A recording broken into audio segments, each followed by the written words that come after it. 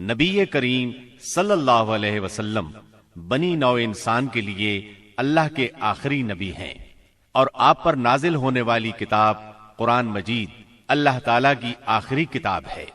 لہذا نبی کریم صلی اللہ علیہ وسلم کی پاکیزہ زندگی امت مسلمہ کے لیے تا قیامت واجب الاتباع، رشد و ہدایت کا ابدی سرچشمہ اور ذریعہ نجات ہے۔ لقد كان لكم في رسول الله أسوة حسنة۔ یقیناً رسول اللہ کی زندگی تمہارے لیے بہترین نمونہ ہے، لہذا رحمت للعالمین کی سیرت مطہرہ کا مطالعہ ہر مسلمان کی زندگی کا لازمی حصہ قرار پایا۔ مسلمان مردوں، عورتوں اور بچوں کی اسی ضرورت کے پیش نظر دارالسلام اسٹوڈیو نے نبی رحمت صلی اللہ علیہ وسلم کی سیرت طیبہ پر سیٹ تیار کیا ہے، جس کی تیاری میں قرآن مجید، صحیح احادیث اور مستند سیرت کی کتابوں سے استفادہ کیا گیا ہے۔ اس سیٹ میں سیرت النبی صلی اللہ علیہ وسلم کو مفصل طور پر بیان کیا گیا ہے۔ نبی صلی اللہ علیہ وسلم کی زندگی کے تمام پہلو اور واقعات ترتیب وار انتہائی دلچسپ انداز، خوبصورت آواز اور آسان الفاظ میں بیان کیے گئے ہیں۔ لیجیے سماعت فرمائیے رحمت للعالمین۔ سیرت نبوی کو مکمل طور پر بیان کرنا اس وقت تک ممکن نہیں جب تک اسلام سے پہلے اور بعد کے حالات کا تقابل نہ کیا جائے۔ اس لیے ہم اصل مضمون سے پہلے اسلام سے پہلے عرب کی کیفیت بیان کریں گے، عرب اقوام اور ان کی معاشرت کا نقشہ کھینچیں گے، پھر وہ حالات بیان کریں گے جن میں رسول اللہ صلی اللہ علیہ وسلم کی بعثت ہوئی۔ لفظ عرب کے لغوی معنی صحرا اور بے آب و گیاہ زمین کے ہیں۔ عہد قدیم سے یہ لفظ جزیرہ نمائے عرب اور اس میں بسنے والی قوموں پر بولا گیا ہے۔ عرب کے مغرب میں بحر احمر اور جزیرہ نمائے سینا ہے۔ مشرق میں خلیج عرب اور جنوبی عراق کا ایک بڑا حصہ ہے۔ جنوب میں بحر عرب ہے جو در حقیقت بحر ہند کا پھیلاؤ ہے۔ شمال میں ملک شام اور کسی قدر شمالی عراق ہے۔ ان میں سے بعض سرحدوں کے بارے میں اختلاف بھی ہے۔ کل رقبے کا اندازہ 10 لاکھ سے 13 لاکھ مربع میل تک کیا گیا ہے۔ نسلی اعتبار سے مورخین نے عرب اقوام کی 3 قسمیں قرار دی ہیں۔ نمبر 1، عرب بائدہ، یعنی وہ قدیم عرب قبائل اور قومیں جو بالکل ناپید ہو گئیں اور ان کے متعلق ضروری معلومات بھی دستیاب نہیں، مثلا عاد، سمود، تسم، جدیس، عمالقہ وغیرہ۔ نمبر 2، عرب عاربہ، یعنی وہ عرب قبائل جو یعرب بن یشجب بن قحطان کی نسل سے ہیں، انہیں قحطانی عرب کہا جاتا ہے۔ نمبر 3، عرب مستعربہ، یعنی وہ قبائل جو سیدنا اسماعیل علیہ السلام کی نسل سے ہیں، انہیں عدنانی عرب کہا جاتا ہے۔ عرب عاربہ یعنی قحطانی عرب کا اصل گہوارہ ملک یمن تھا۔ یہیں ان کے خاندان اور قبیلے مختلف شاخوں میں پھوٹے، پھیلے اور بڑھے۔ ان میں سے 2 قبیلوں نے بہت شہرت حاصل کی، ایک ہمیر جس کی مشہور شاخیں زید الجمہور، قزاع اور سکاسک ہیں، دوسرا کہلان جس کی مشہور شاخیں ہمدان، انمار، مزہج، تے، کندہ، لخم، جزام، ازد، اوس، خزرج اور اولاد جفنا ہیں، جنہوں نے آگے چل کر ملک شام میں بادشاہت قائم کی اور آل غسان کے نام سے مشہور ہوئے۔ عرب مستعربہ کے جد اعلی سیدنا ابراہیم علیہ السلام اصلاً عراق کے ایک شہر اور کے باشندے تھے۔ یہ شہر دریائے فرات کے مغربی ساحل پر کوفے کے قریب واقع تھا۔ اس کی کھدائی کے دوران میں جو کتبے برآمد ہوئے ان سے اس شہر کے متعلق بہت سی تفصیلات منظر عام پر آئی ہیں، اور سیدنا ابراہیم علیہ السلام کے خاندان کی بعض تفصیلات معلوم ہوئی ہیں۔ نیز ملک کے دینی اور اجتماعی حالات بھی سامنے آئے ہیں۔ سیدنا ابراہیم علیہ السلام یہاں سے ہجرت کر کے شہر حران تشریف لے گئے تھے اور پھر وہاں سے فلسطین جا کر اس کو اپنی دعوتی سرگرمیوں کا مرکز بنا لیا اور دعوت و تبلیغ کے لیے یہیں سے اندرون و بیرون ملک آتے جاتے رہتے تھے۔ ایک بار آپ مصر تشریف لے گئے۔ فرعون نے آپ کی بیوی سیدہ سارہ علیہ السلام کی کیفیت سنی تو بدنیت ہو گیا، انہیں بری نیت سے اپنے دربار میں بلایا، لیکن اللہ نے سیدہ سارہ کی دعا کے نتیجے میں غیبی طور پر فرعون کی ایسی گرفت کی کہ وہ ہاتھ پاؤں مارنے لگا۔ اس کی نیت بد اس کے منہ پر مار دی گئی اور وہ اس حادثے کی نوعیت سے سمجھ گیا کہ سیدہ سارہ اللہ کی نہایت خاص اور مقرب بندی ہیں۔ وہ ان کے اس وصف سے اس قدر متاثر ہوا کہ اپنی بیٹی ہاجرہ کو ان کی خدمت میں دے دیا۔ پھر سیدہ سارہ نے سیدہ ہاجرہ کو ابراہیم علیہ السلام کی زوجیت میں دے دیا۔ ابراہیم علیہ السلام ان دونوں کو لے کر فلسطین واپس تشریف لائے۔ پھر اللہ نے سیدہ ہاجرہ کے بطن سے ابراہیم علیہ السلام کو ایک فرزند ارجمند اسماعیل علیہ السلام عطا فرمایا۔ سیدہ سارہ بے اولاد تھیں، اس لیے انہیں بہت غیرت آئی اور انہوں نے سیدنا ابراہیم علیہ السلام کو مجبور کیا کہ سیدہ ہاجرہ کو ان کے نوزائیدہ بچے سمیت جلا وطن کر دیں۔ حالات نے ایسا رخ اختیار کیا کہ انہیں سیدہ سارہ کی بات ماننا پڑی اور وہ سیدہ ہاجرہ اور اسماعیل علیہ السلام کو لے کر حجاز تشریف لے گئے۔ وہاں انہیں ایک بے آب و گیاہ وادی میں اتار دیا۔ اسی جگہ آج بیت اللہ ہے، اس وقت نہیں تھا، صرف ٹیلوں کی طرح ابھری ہوئی زمین تھی۔ سیلاب آتا تو دائیں بائیں سے کترا کر نکل جاتا تھا۔ وہیں مسجد حرام کے بالائی حصے میں زمزم کے پاس ایک بہت بڑا درخت تھا۔ آپ نے ان دونوں کو اسی درخت کے پاس چھوڑا تھا۔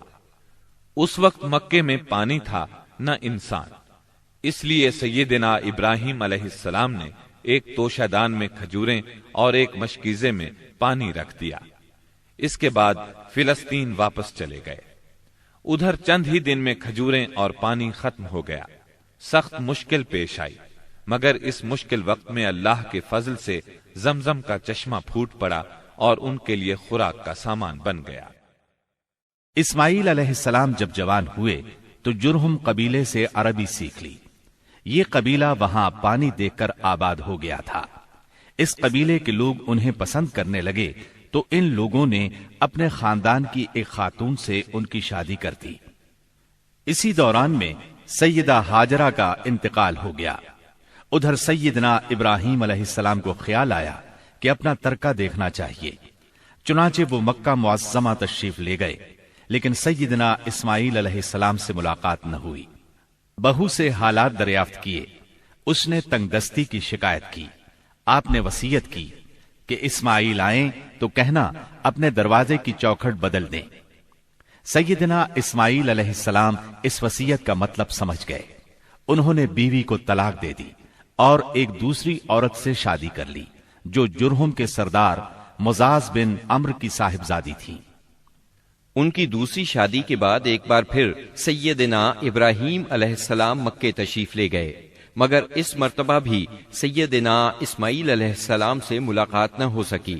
بہو سے حال پوچھا تو اس نے اللہ کی حمد و ثنا بیان کی۔ آپ نے وصیت کی کہ اسماعیل اپنے دروازے کی چوکھٹ برقرار رکھیں اور فلسطین واپس ہو گئے۔ اللہ تعالی نے مزاز کی بیٹی سے اسماعیل علیہ السلام کو 12 بیٹے عطا فرمائے۔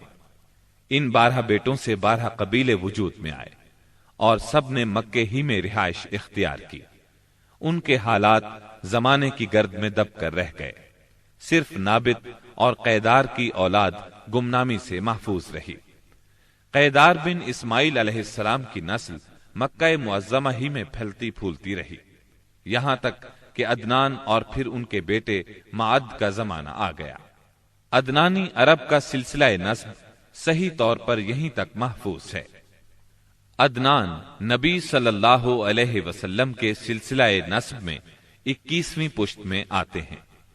बहरहाल माद के बेटे नजार से कई खानदान वजूद में आए। दरअसल नजार के 4 बेटे थे और हर बेटा एक बड़े कबीले की बुनियाद साबित हुआ। चारों के नाम ये हैं, इयाद, अनमार, रबिया और मुजर।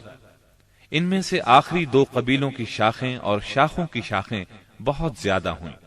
चुनाचे रबिया से असद बिन रबिया, अनजा, अब्दुल कैस, वाइल, बकर, तगलिब और बनु हनीफा वगैरह वजूद में आए। मुजर की औलाद 2 बड़े कबीलों में तकसीम हुई। नंबर 1 कैस ऐलान बिन मुजर, नंबर 2 इलियास बिन मुजर। कैस ऐलान से बनु सुलैम, बनु हवाजिन, बनु गतफान, गतफान से अब्स, जुबियान, अशजा और गनी बिन आसुर के कबाइल वजूद में आए। इलियास बिन मुजर से तमीम बिन मुर्रा, हुजैल बिन मुद्रिका, बनु असद बिन खुजैमा और किनाना बिन खुजैमा के कबाइल वजूद में आए। फिर किनाना से कुरैश का कबीला वजूद में आया। ये कबीला फिहर बिन मालिक बिन नजर बिन किनाना की औलाद है। फिर कुरैश भी मुख्तलिफ शाखों में तकसीम हुए। मशहूर कुरैशी शाखों के नाम ये हैं, जुमह, सहम, अदी, मखजूम, तैम, जोहरा और कुसई बिन किलाब के खानदान यानी अब्दुद्दार, असद बिन अब्दुल उस्सा और अब्द मनाफ। ये तीनों कुसई के बेटे थे।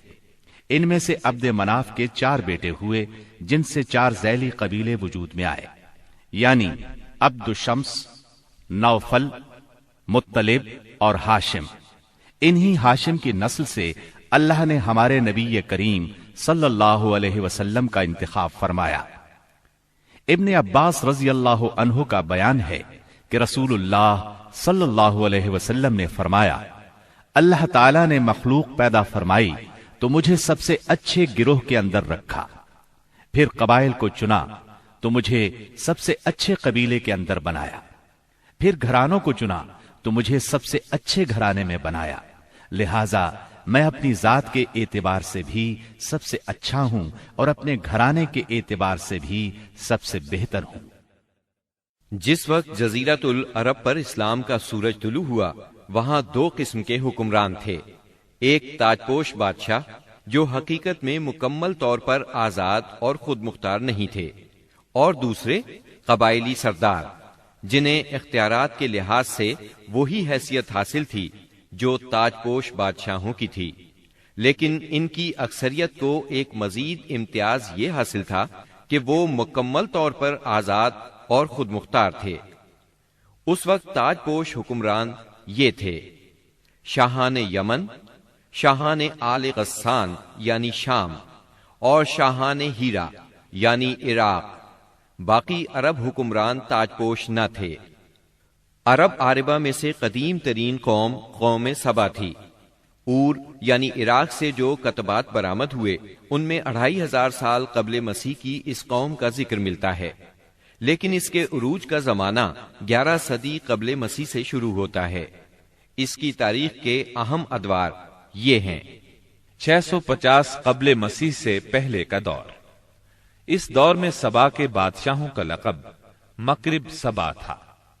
उनका पाए तख्त सिरवाह था, जिसके खंडरात आज भी मारिब के मगरिब में 1 दिन के फासले पर पाए जाते हैं। ये खंडरात खुरैबा के नाम से मशहूर हैं। उसी दौर में मारिब के मशहूर बंद की बुनियाद रखी गई, जिसे यमन की तारीख में बहुत अहमियत हासिल है। 650 कबले मसीह से 115 कबले मसीह तक का दौर।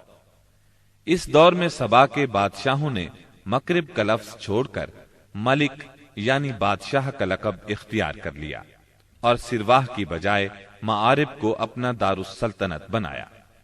इस शहर के खंडरात आज भी सनआ से 60 मील मशरिक में पाए जाते हैं।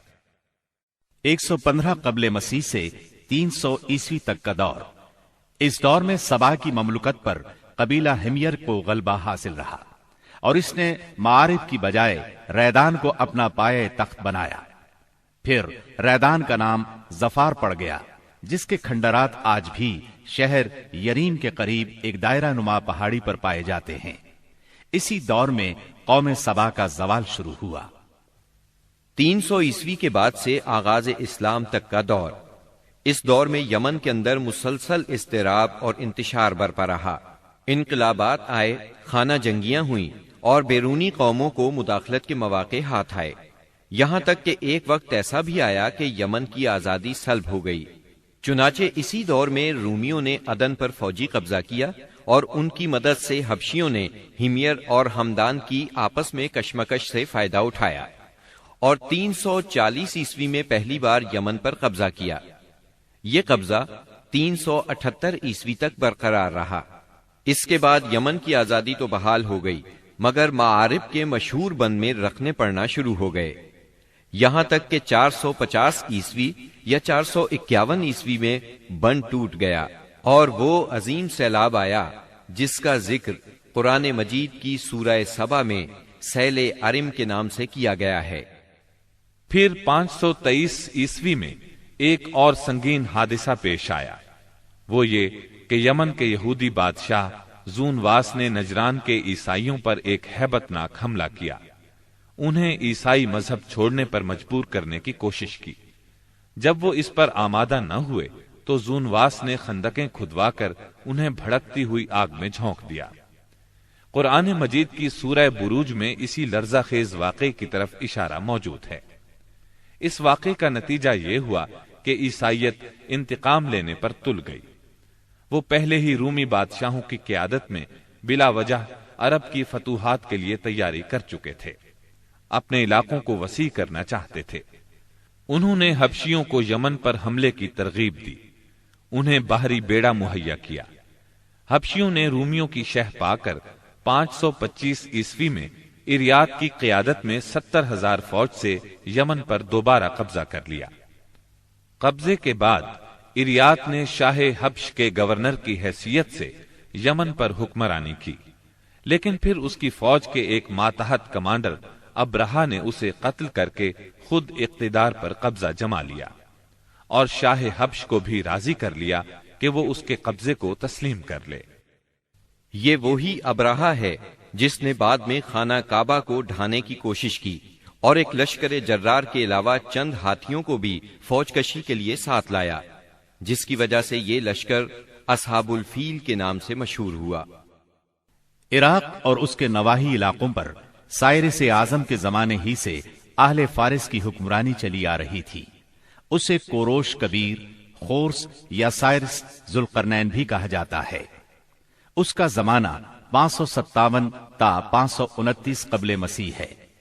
اس کے مقابلے میں کسی کو آنے کی جرت نہیں تھی، یہاں تک کہ 326 قبل مسیح میں سکندر مقدونی نے دارا اول کو شکست دے کر فارسیوں کی طاقت توڑ دی، جس کے نتیجے میں ان کا ملک ٹکڑے ٹکڑے ہو گیا اور طوائف الملوکی شروع ہو گئی۔ یہ انتشار 230 عیسوی تک جاری رہا۔ اسی دوران میں قحطانی قبائل نے اپنا وطن چھوڑ کر عراق کے ایک بہت بڑے اور شاداب سرحدی علاقے پر بود و باش اختیار کر لی۔ پھر عدنانی لوگ اپنا وطن چھوڑ کر اس طرف آئے، انہوں نے لڑ بھیڑ کر جزیرہ فراتیہ کے ایک حصے پر اپنا قبضہ جما لیا۔ ادھر 226 عیسوی میں اردشیر نے جب ساسانی حکومت کی داغ بیل ڈالی تو رفتہ رفتہ فارسیوں کی طاقت ایک بار پھر پلٹ آئی۔ اردشیر کے عہد میں حیرہ، بادیات العراق اور جزیرے کے ربیعی اور مزری قبائل پر جزیمت الوضاح کی حکمرانی تھی۔ شاہان حیرہ کے پاس فارسی فوج کی ایک یونٹ ہمیشہ رہا کرتی تھی، جس سے بادیہ نشین عرب باغیوں کی سرکوبی کا کام لیا جاتا تھا۔ یہ بات تو مشہور ہے کہ مکے میں آبادی کا آغاز سیدنا اسماعیل علیہ السلام سے ہوا۔ آپ نے 137 سال کی عمر پائی اور تاحیات مکے کے سربراہ اور بیت اللہ کے متولی رہے۔ آپ کے بعد آپ کے 2 صاحبزادگان نابت پھر قیدار یا قیدار پھر نابت یکے بعد دیگرے مکے کے والی ہوئے۔ ان کے بعد ان کے نانا مزاز بن عمرو جرہمی نے اقتدار اپنے ہاتھ میں لے لیا۔ اس طرح مکے کی سربراہی بنو جرہم کی طرف منتقل ہو گئی اور ایک مدت تک انہی کے ہاتھ میں رہی۔ سیدنا اسماعیل علیہ السلام کا زمانہ قریباً 2000 برس قبل مسیح ہے۔ اس حساب سے مکے میں قبیلہ جرہم کا وجود کوئی 2100 برس تک رہا اور ان کی حکمرانی قریباً 2000 برس تک رہی۔ بنو خزاعہ نے مکہ پر قبضہ کرنے کے بعد بنو بکر کو شامل کیے بغیر تنہا اپنی حکمرانی قائم کی۔ البتہ 3 اہم اور امتیازی منصب مضری قبائل کے حصے میں آئے۔ نمبر 1، حاجیوں کو عرفات سے مزدلفہ لے جانا اور یوم النفر یعنی 13 ذی الحجہ کو مینا سے روانگی کا پروانہ دینا۔ یہ حج کے سلسلے کا آخری دن ہے۔ یہ اعزاز الیاس بن مضر کے خاندان بنو غوث بن مرہ کو حاصل تھا۔ یہ صوفہ کہلاتے تھے۔ نمبر 2، 10 ذی الحجہ کی صبح کو مزدلفہ سے مینا کی جانب افاضہ یعنی روانگی۔ یہ اعزاز بنو عدوان کو حاصل تھا۔ نمبر 3، حرام مہینوں کو آگے پیچھے کرنا۔ یہ اعزاز بنو کنانہ کی ایک شاخ بنو تمیم بن عدی کو حاصل تھا۔ مکہ معظمہ پر بنو خزاعہ کا اقتدار کوئی 300 برس تک قائم رہا۔ یہی زمانہ تھا جب عدنانی قبائل مکے اور حجاز سے نکل کر نجد، عراق کے اطراف اور بحرین وغیرہ میں پھیلے اور مکے کے اطراف میں قریش کی صرف چند شاخیں باقی رہیں، مگر مکے کی حکومت اور بیت اللہ کی تولیت میں ان کا کوئی حصہ نہ تھا، یہاں تک کہ قصی بن کلاب کا دور آیا۔ قصی نے مکے کا بندوبست اس طرح کیا کہ قریش کو مکے کے اطراف سے بلا کر پورا شہر ان پر تقسیم کر دیا اور ہر خاندان کا ٹھکانہ مقرر کر دیا۔ البتہ مہینے آگے پیچھے کرنے والوں کو نیز آل صفوان، بنو عدوان اور بنو مرہ بن عوف کو ان کے مناصب پر برقرار رکھا، کیونکہ قصی سمجھتا تھا کہ یہ بھی دین ہے، اس میں رد و بدل کرنا درست نہیں۔ قصی کا ایک کارنامہ یہ بھی ہے کہ اس نے حرم کعبہ کے شمال میں دار الندوہ تعمیر کیا۔ اس کا دروازہ مسجد کی طرف تھا۔ دار الندوہ دراصل قریش کی پارلیمنٹ تھی، جہاں تمام بڑے بڑے اور اہم معاملات کے فیصلے ہوتے تھے۔ قریش پر دار الندوہ کے بڑے احسانات ہیں، کیونکہ یہ ان کے اتحاد کا ضامن تھا اور یہیں ان کے الجھے ہوئے مسائل احسن طریقے سے طے ہوتے تھے۔ قصی کو سربراہی اور عظمت کے یہ مرتبے حاصل تھے۔ نمبر 1، دار الندوہ کی صدارت، جہاں بڑے بڑے معاملات کے بارے میں مشورے ہوتے تھے اور جہاں یہ لوگ اپنی بیٹیوں کی شادیاں بھی کرتے تھے۔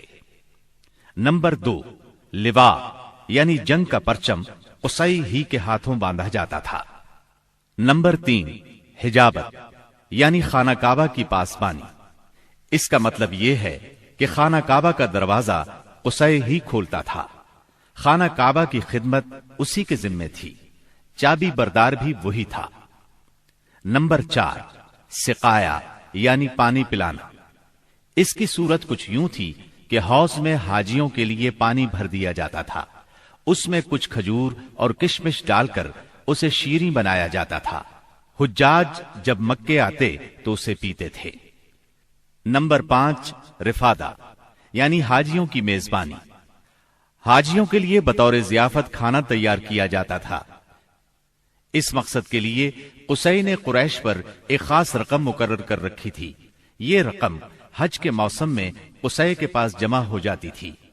وہ اس رقم سے حاجیوں کے لیے کھانا تیار کراتا تھا۔ جو لوگ تنگ دست ہوتے یا جن کے پاس توشہ نہ ہوتا وہ یہی کھانا کھاتے تھے۔ ان کے علاوہ کچھ اور عہدے بھی تھے جنہیں قریش نے آپس میں تقسیم کر رکھا تھا۔ ان کی تفصیل یہ ہے۔ نمبر 1، ایثار یعنی فال گیری، قسمت کا حال دریافت کرنے کے لیے بتوں کے پاس جو تیر رکھے رہتے تھے ان کی تولیت۔ یہ منصب بنو جمح کو حاصل تھا۔ نمبر 2، مالیات کا نظم یعنی بتوں کا تقرب حاصل کرنے کے لیے جو نذرانے اور قربانیاں پیش کی جاتی تھیں ان کا انتظام کرنا، جھگڑوں اور مقدمات کا فیصلہ کرنا۔ یہ کام بنو سہم کو سونپا گیا۔ نمبر 3، شورا، یہ اعزاز بنو اسد کو حاصل تھا۔ نمبر 4، اشناق یعنی دیت اور جرمانوں کا نظم۔ اس منصب پر بنو تیم فائز تھے۔ نمبر 5 عقاب یعنی قومی پرچم اٹھانا، یہ بنو امیہ کا کام تھا۔ نمبر 6 قبہ یعنی فوجی کیمپ کا انتظام اور شاہ سواروں کی قیادت، یہ کام بنو مخزوم کے حصے میں آیا تھا۔ نمبر 7 سفارت، یہ منصب بنو عدی کا تھا۔ ہم قحطانی اور عدنانی قبائل کے وطن چھوڑنے کا ذکر کر چکے ہیں۔ ان قبائل میں سرداری نظام رائج تھا، قبیلے خود اپنا سردار مقرر کرتے تھے۔ قبائلی سرداروں کا درجہ اپنی قوم میں بادشاہوں جیسا تھا۔ قبیلہ صلح اور جنگ میں بہرحال اپنے سردار کے فیصلے کا پابند ہوتا تھا۔ سردار کو وہی اقتدار اور اختیارات حاصل تھے جو کسی بادشاہ کو ہوا کرتے ہیں۔ حتیٰ کہ بعض سرداروں کا یہ حال تھا کہ اگر کبھی وہ بگڑ جاتے تھے تو ہزاروں تلواریں بے نیام ہو جاتی تھیں، اور وہ یہ بھی نہیں پوچھتے تھے کہ سردار کے غصے کا سبب کیا ہے۔ اب رہا سیاسی حالات کا مسئلہ۔ جزیرت العرب کے 3 سرحدی علاقے تھے، یہ تینوں غیر ممالک کے پڑوس میں تھے۔ ان کی سیاسی حالت سخت پریشان کن تھی۔ وہاں انتشار کی کیفیت تھی، صورتحال زوال پذیر تھی۔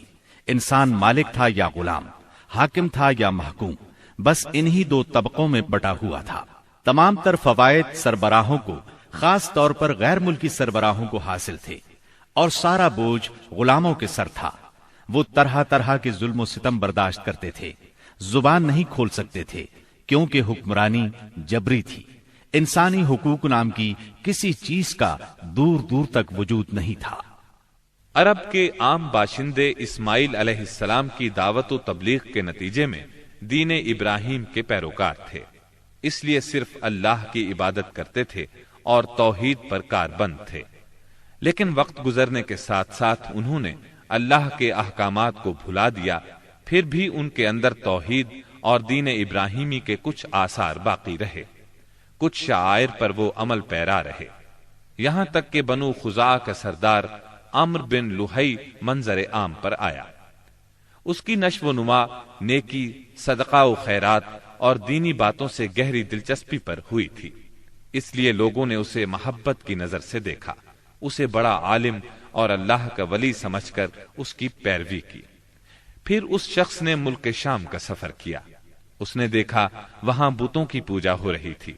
اس نے سمجھا یہ طریقہ بھی اچھا ہے اور برحق ہے، کیونکہ ملک شام پیغمبروں کی سرزمین تھی، آسمانی کتابیں وہاں نازل ہوئی تھیں۔ چنانچہ واپسی پر وہ وہاں سے اپنے ساتھ حبل بت بھی لے آیا اور اسے خانہ کعبہ کے اندر نصب کر دیا، اور اہل مکہ کو اللہ کے ساتھ شرک کی دعوت دی۔ اہل مکہ نے اس پر لبیک کہا۔ اس کے بعد بہت جلد حجاز کے باشندے بھی شامل ہو گئے، وہ بھی ان کے نقش قدم پر چل پڑے۔ اس طرح عرب میں بت پرستی کا آغاز ہوا۔ حبل کے علاوہ عرب کے قدیم ترین بتوں میں سے ایک منات تھا۔ یہ بحر احمر کے ساحل پر قدید کے قریب مشلل میں نصب تھا۔ اس کے بعد طائف میں لات نامی بت وجود میں آیا، پھر وادی نخلا میں عزا کا بت نصب کیا گیا۔ یہ تینوں عرب کے سب سے بڑے بت تھے۔ اس کے بعد حجاز کے ہر خطے میں شرک کی کثرت اور بتوں کی بھرمار ہو گئی۔ کہا جاتا ہے کہ ایک جن عمر بن لوہی کے تابع تھا، اس نے بتایا کہ قوم نوح کے بت یعنی ود، سوا، یغوس، یعوق اور نصر جدہ میں دفن ہیں۔ اس اطلاع پر عمر بن لوہی جدہ گیا اور ان بتوں کو کھود نکالا، پھر ان کو تہامہ لایا، اور جب حج کا زمانہ آیا تو انہیں مختلف قبائل کے حوالے کیا۔ یہ قبائل ان بتوں کو اپنے اپنے علاقوں میں لے گئے۔ اس طرح ہر قبیلے میں پھر ہر گھر میں ایک ایک بت ہو گیا۔ اسی پر بس نہیں کی گئی، اس کے بعد مشرکین نے مسجد حرام کو بھی بتوں سے بھر دیا۔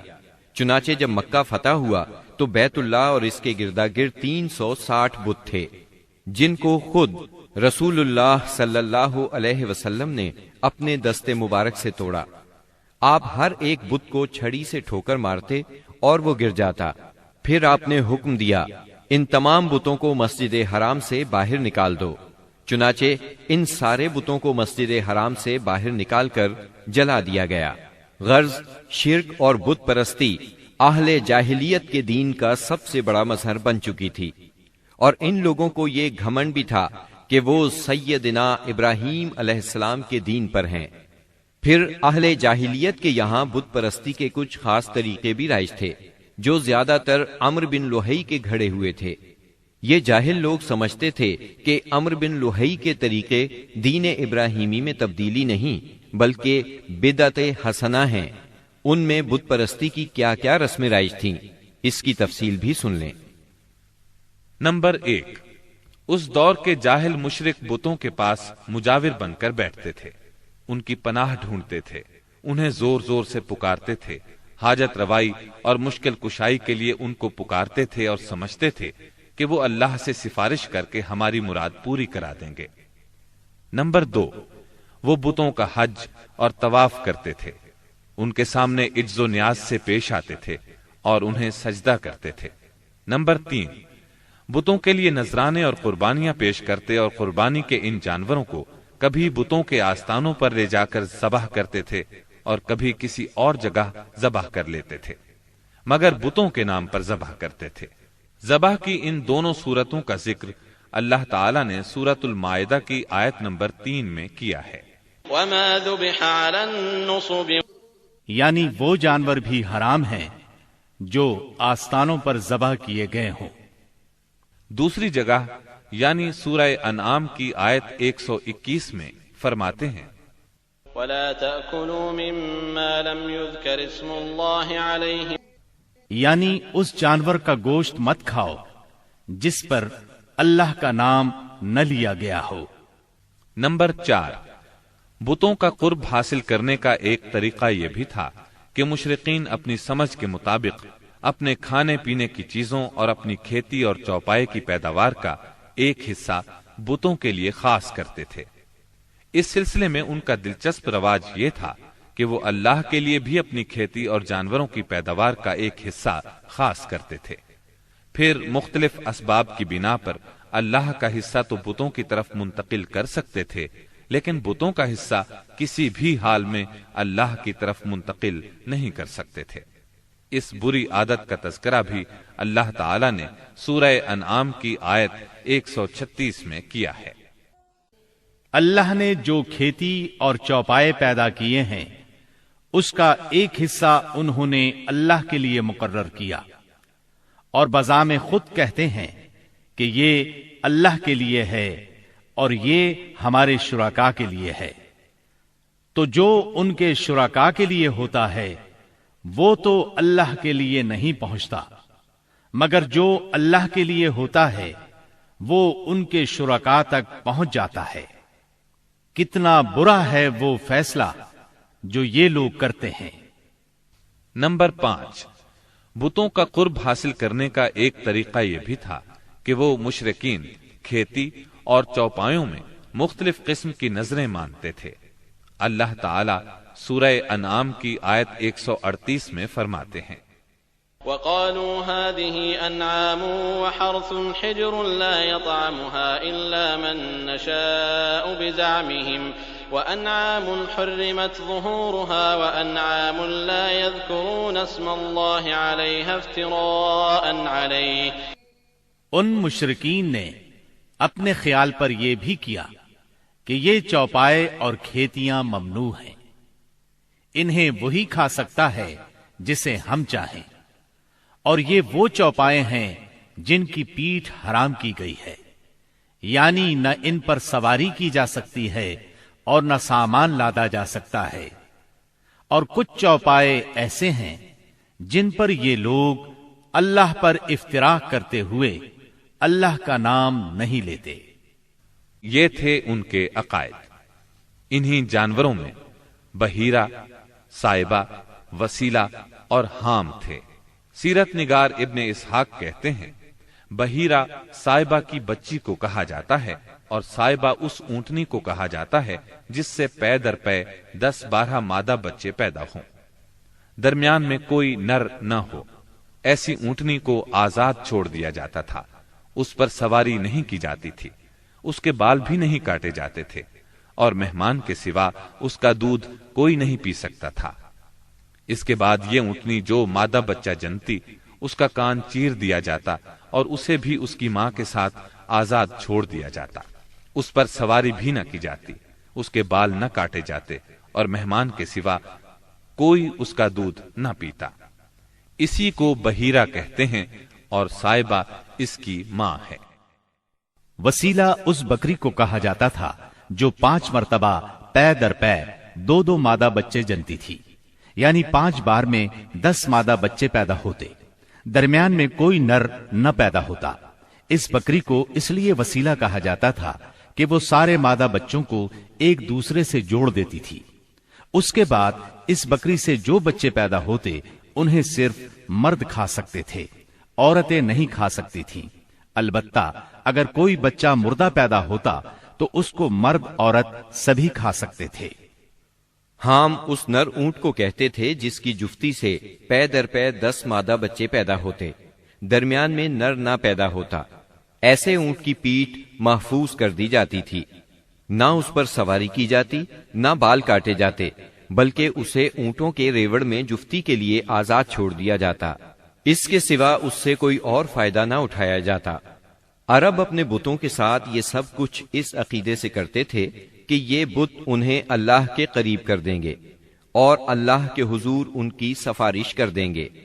چنانچہ مشرکین جو کہتے تھے، قرآن کریم میں اللہ تعالیٰ نے سورہ زمر کی آیت نمبر 3 میں اس طرح تذکرہ کیا ہے، ما نعبدهم إلا ليقربونا إلى الله زلفى، ہم ان کی عبادت صرف اس لیے کر رہے ہیں کہ وہ ہمیں اللہ کے قریب کر دیں۔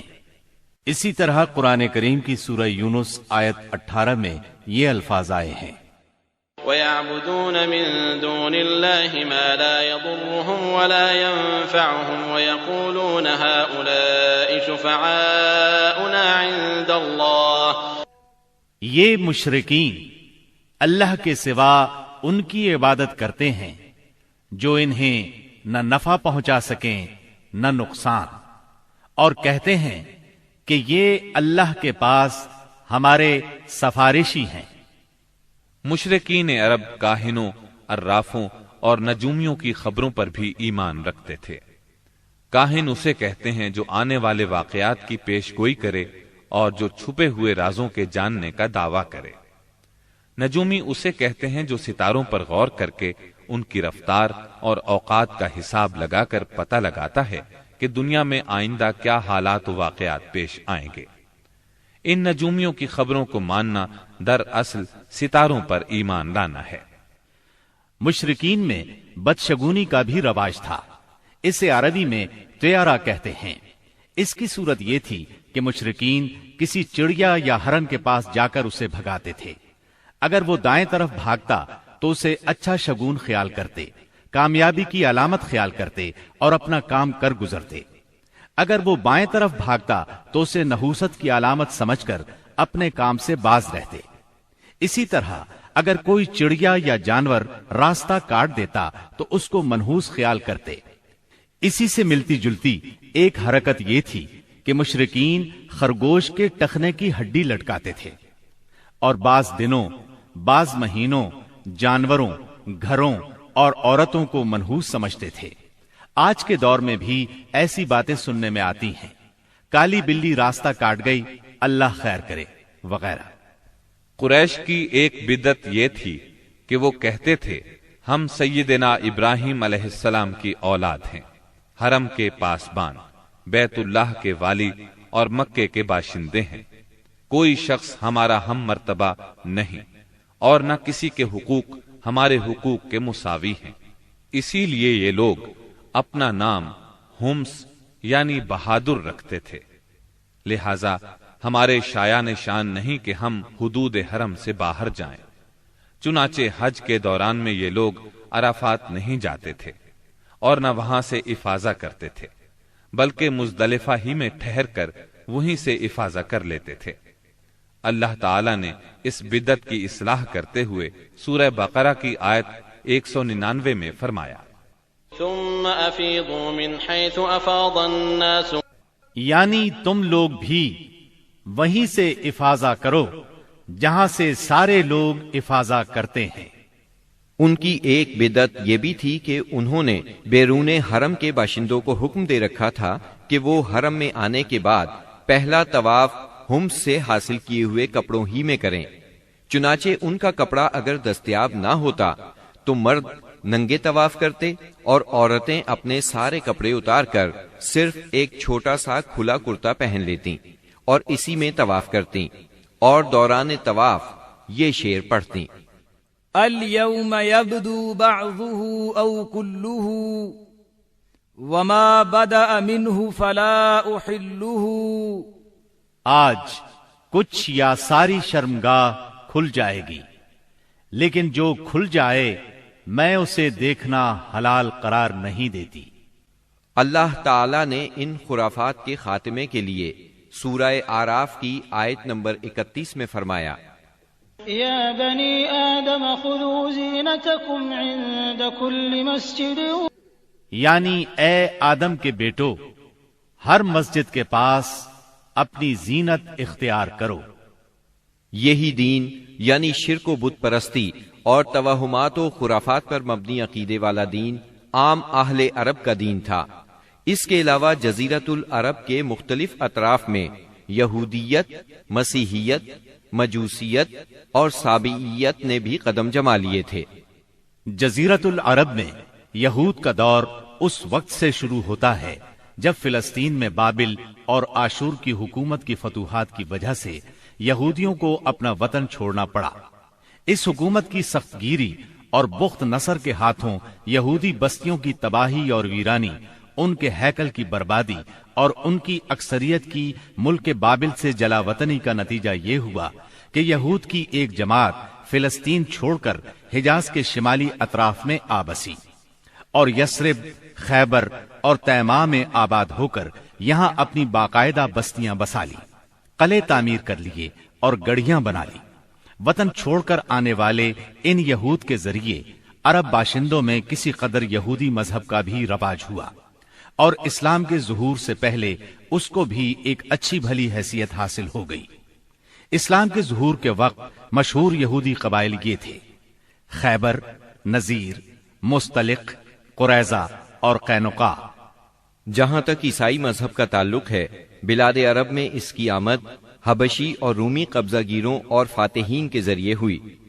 یمن پر حبشیوں کا قبضہ پہلی بار 340 عیسوی میں ہوا اور 378 عیسوی تک برقرار رہا۔ اس دوران یمن میں مسیحی مشن کام کرتا رہا۔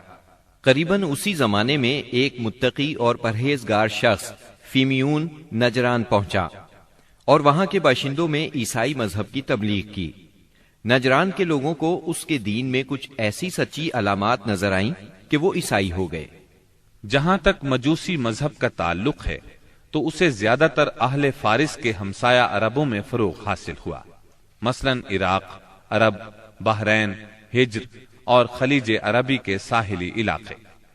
ان کے علاوہ یمن پر فارسی قبضے کے دوران میں وہاں بھی اکا دکا افراد نے مجوسیت قبول کی۔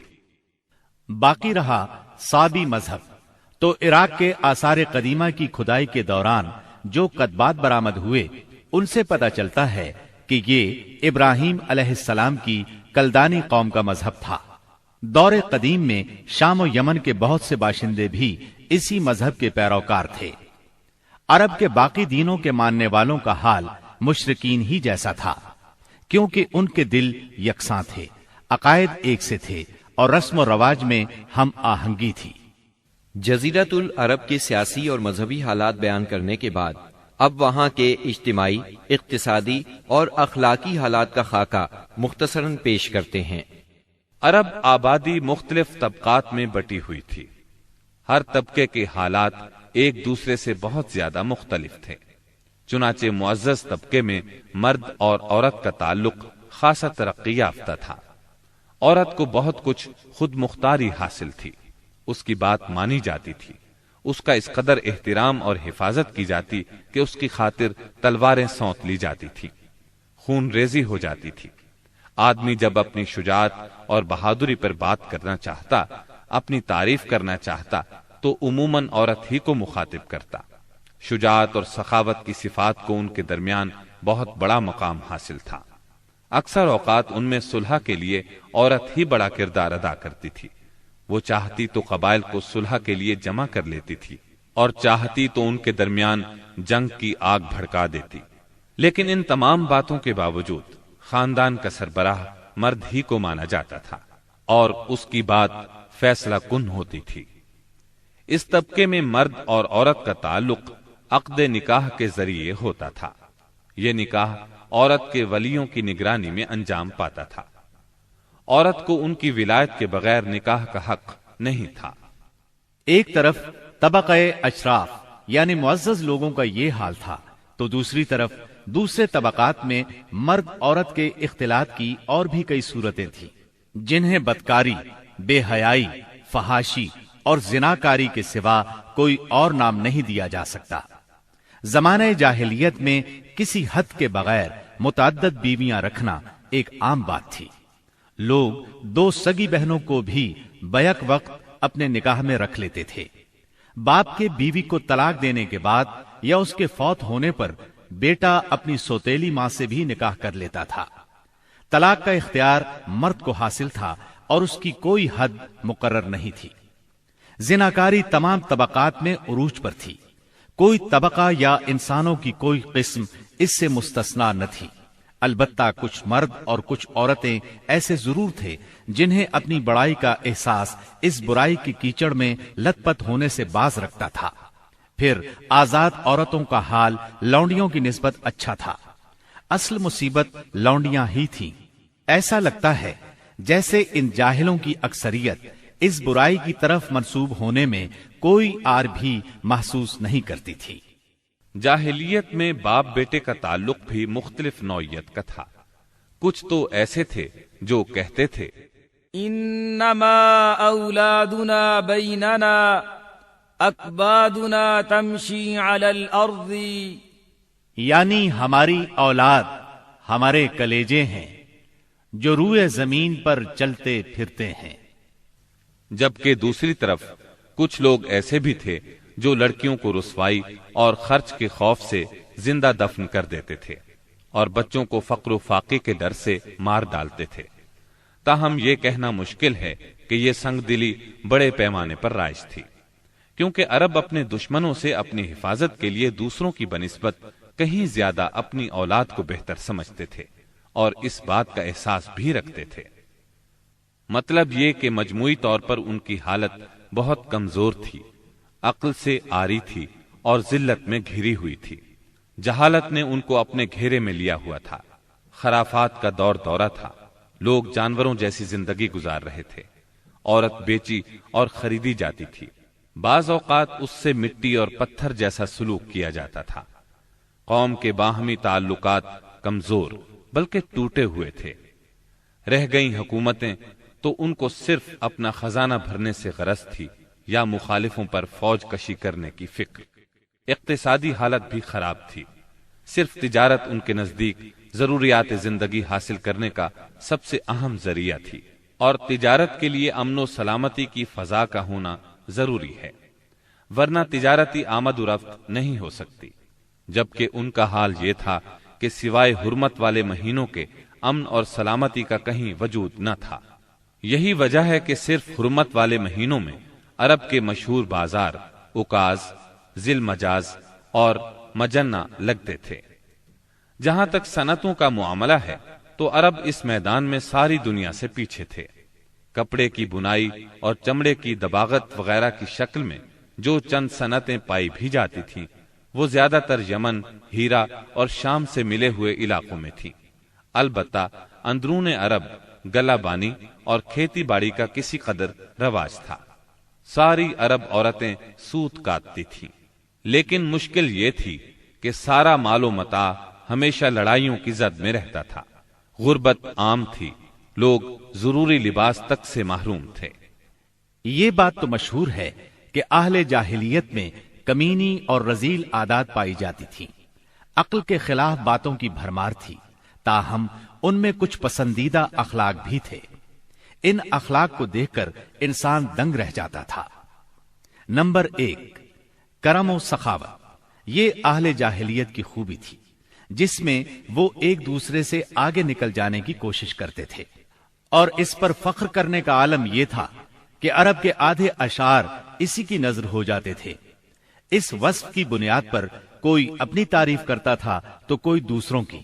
حالت یہ تھی کہ سخت سردی اور بھوک کی حالت میں بھی کوئی مہمان آ جاتا اور میزبان کے پاس اپنی سواری والی اونٹنی کے سوا کچھ نہ ہوتا، اور کنبے کی ضرورت پوری کرنے کا ذریعہ بھی صرف وہی سواری ہوتی تو اپنے مہمان کے لیے ذبح کر دیتا۔ یہ ان کے کرم ہی کا نتیجہ تھا کہ بڑی بڑی دیت اور مالی ذمہ داریاں اٹھا لیتے تھے، اور اس طرح انسانوں کو بربادی اور خون ریزی سے بچا کر دوسرے رئیسوں اور سرداروں کے مقابل فخر کرتے تھے۔ وہ جوا کھیلتے تھے۔ ان کا خیال تھا یہ بھی سخاوت کی ایک راہ ہے، کیونکہ انہیں جو نفع حاصل ہوتا یا نفع حاصل کرنے والوں کے حصے سے جو کچھ زائد بچ رہتا اس کو وہ مسکینوں کو دے دیتے تھے۔ اسی لیے قرآن پاک نے شراب اور جوئے کے نفع کا سرے سے انکار نہیں کیا، بلکہ سورہ بقرہ کی آیت 219 میں فرمایا وَإِثْمُهُمَا أَكْبَرُ مِن نَّفْعِهِمَا، یعنی ان دونوں کا گناہ ان کے نفع سے بڑھ کر ہے۔ نمبر 2، ایفائے عہد یعنی وعدے کا پورا کرنا۔ دور جاہلیت کے اخلاق فاضلہ میں سے ہے۔ عہد کو ان کے نزدیک دین کی حیثیت حاصل تھی، جس سے وہ ہر حال میں چمٹے رہتے تھے، اور اس راستے میں اپنی اولاد کا خون اور اپنے گھر بار کی تباہی بھی ہیج سمجھتے تھے۔ نمبر 3، خودداری اور عزت نفس۔ اس پر قائم رہنا اور ظلم و جبر برداشت نہ کرنا بھی جاہلیت کے معروف اخلاق میں سے تھا۔ اس کا نتیجہ یہ تھا کہ ان کی شجاعت اور غیرت حد سے بڑھی ہوئی تھی۔ وہ فوراً بھڑک اٹھتے تھے اور چھوٹی سے چھوٹی توہین آمیز بات پر تلوار اور نیزہ اٹھا لیتے تھے، اور نہایت خون ریز جنگ چھڑ جاتی، اور انہیں اس راہ میں اپنی جان کی قطعاً پرواہ نہ رہتی تھی۔ نمبر 4، عزائم کی تکمیل۔ اہل جاہلیت میں ایک خاص بات یہ بھی تھی کہ جب وہ کسی کام کو فخر اور ناز کا ذریعہ سمجھ کر انجام دینے پر تل جاتے تو پھر کوئی رکاوٹ انہیں روک نہیں سکتی تھی۔ وہ اپنی جان پر کھیل کر اس کام کو انجام دے ڈالتے تھے۔ نمبر 5، حلم، بردباری اور سنجیدگی۔ یہ خوبی بھی ان کے نزدیک قابل تعریف تھی، لیکن چونکہ ان میں شجاعت حد سے بڑھ کر تھی، ہر وقت جنگ و جدل پر آمادہ رہتے تھے، اس لیے یہ عادت بہت کم پائی جاتی تھی۔ نمبر 6، بدوی سادگی، یعنی رہن سہن کی الجھنوں اور داؤ پیچ سے ناواقف تھے۔ اس کا نتیجہ یہ تھا کہ ان میں سچائی اور امانت پائی جاتی تھی۔ دھوکہ دہی، بد عہدی سے دور تھے اور نفرت کرتے تھے۔ ہم سمجھتے ہیں کہ جزیرت العرب کو ساری دنیا سے جو جغرافیائی نسبت حاصل تھی، اس کے علاوہ یہی وہ قیمتی اخلاق تھے جن کی وجہ سے اہل عرب کو بنی نوع انسان کی قیادت اور رسالت عامہ کا بوجھ اٹھانے کے لیے منتخب کیا گیا تھا، کیونکہ یہ اخلاق اگرچہ بعض اوقات شر اور فساد کا سبب بن جاتے تھے اور ان کی وجہ سے المناک حادثات بھی پیش آ جاتے تھے، لیکن اپنی نوعیت کے بڑے قیمتی اخلاق تھے۔ یہ تھوڑی سی اصلاح کے بعد انسانی معاشرے کے لیے نہایت مفید بن سکتے تھے، اور یہی کام اسلام نے انجام دیا۔ غالباً ان کے اخلاق میں بھی ایفائے عہد کے بعد عزت نفس اور عزم کی پختگی سب سے زیادہ قیمتی اور نفع بخش جوہر تھا، کیونکہ اس زبردست قوت اور پختہ ارادے کے بغیر شر و فساد کا خاتمہ اور نظام عدل کا قیام ممکن نہیں۔ اہل جاہلیت کے کچھ اور بھی اچھے اخلاق تھے، لیکن ان سب کو بیان کیا جائے تو بات بہت طویل ہو جائے گی، لہذا انہی پر اکتفا کرتے ہوئے ہم آگے چلتے ہیں۔ ہمارے رسول مقبول محمد صلی اللہ علیہ وسلم کی ولادت باسعادت موسم بہار میں پیر کے دن صبح صادق کے بعد اور طلوع آفتاب سے پہلے 9 ربیع الاول سن عام الفیل 20 یا 22 اپریل 571 عیسوی کو مکہ مکرمہ میں ہوئی۔ پیر کا دن آپ کی مبارک زندگی میں بڑی اہمیت کا حامل ہے۔ سیدنا ابن عباس رضی اللہ عنہ فرماتے ہیں کہ آپ پیر کو پیدا ہوئے، پیر کے دن آپ کو نبوت سے سرفراز فرمایا گیا، سوموار ہی کو مکے سے مدینے کی طرف ہجرت کے لیے نکلے، سوموار ہی کو آپ مدینہ منورہ تشریف لائے اور آپ نے پیر ہی کے دن اس دار فانی کو خیر باد کہا۔ آپ کے پیدا ہوتے ہی آپ کے دادا عبد المطلب آپ کو گود میں اٹھا کر خانہ کعبہ میں لے گئے، آپ کے لیے دعا کی اور محمد نام رکھا۔ پوتے کی پیدائش کی خوشی میں 7ویں دن اپنے قبیلے کی دعوت کی۔ لوگوں نے آپ کے دادا سے پوچھا، آپ نے نومولود کا نام دوسرے لوگوں کے ناموں جیسا کیوں نہیں رکھا؟ انہوں نے جواب دیا، میں چاہتا ہوں میرے پوتے پر اس نام کا اثر پڑے اور میرا پوتا تعریف و توصیف حاصل کرے۔ آپ کی والدہ سیدہ آمنہ نے آپ کا نام احمد رکھا۔ انجیل میں بطور پیشگوئی آپ کے 2 نام آئے ہیں، فارقلید اور منہمنا۔ قرآن مجید کی سورہ انبیاء آیت 107 میں اللہ تعالیٰ نے آپ کو رحمت للعالمین کہا ہے۔ وما ارسلناك الا رحمة للعالمین، یعنی ہم نے آپ کو تمام جہانوں کے لیے رحمت بنا کر بھیجا ہے۔ آپ کا نسب نامہ اس طرح ہے، محمد بن عبداللہ بن عبد المطلب بن ہاشم بن عبد مناف بن قصی بن کلاب بن مرہ بن کعب بن لعی بن غالب بن فہر بن مالک بن نظر بن کنانہ بن خزیمہ بن مدرکہ بن الیاس بن مزر بن نزار بن معد بن عدنان۔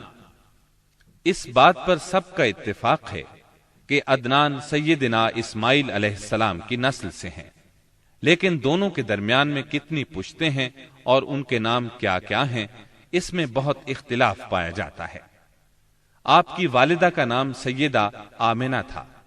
سیدہ آمنہ کے والد وہب بن عبد مناف بن زہرہ بن کلاب تھے۔ یہ وہی کلاب ہیں جو والد کی طرف سے بھی نبی صلی اللہ علیہ وسلم کے نسب نامے میں آتے ہیں۔